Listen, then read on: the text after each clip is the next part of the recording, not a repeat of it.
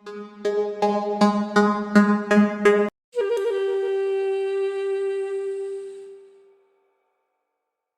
brief history of Indian literature.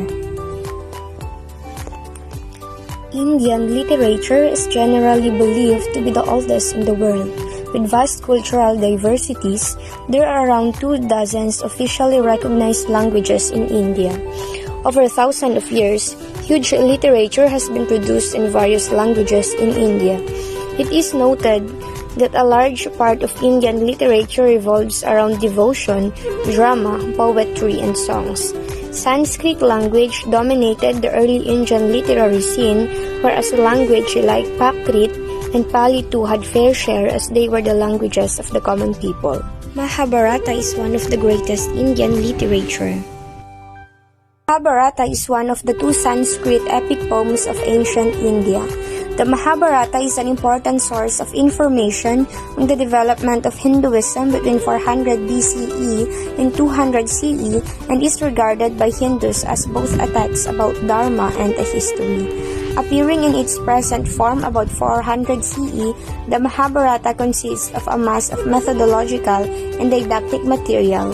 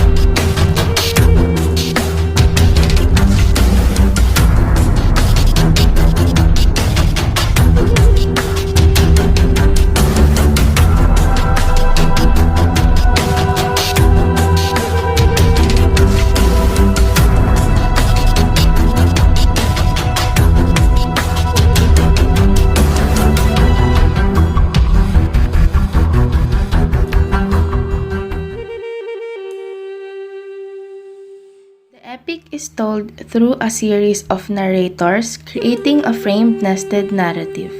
The point of view in this story is called third-person omniscient point of view. It is to say that the person telling is not a character in the story. Figurative language such as foreshadowing, understatement, paradox, and personification were used.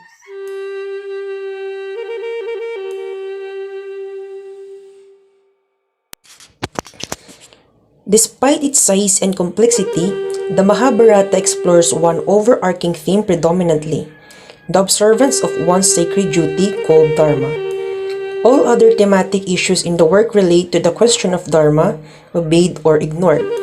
The characters who satisfy the dictates of Dharma are eventually rewarded, while those who consciously refuse to obey the Dharma are inevitably punished. According to Hindu law, each individual has a special place in society and must behave in strict accordance to the requirements of that position, called caste. In the Mahabharata, all the important characters belong to the Kshatriya or warrior caste. Individuals such as Yudhishthira, Arjuna, Bhima, and Duryodhana must obey the Dharma of warriors. They must be courageous, honorable, and respectful of their opponents. They must never take unfair advantage, for example, attacking an unarmed or unprepared enemy. Duryodhana, for example, fights fairly against Bhima, who wrongly strikes him, below the belt in their combat.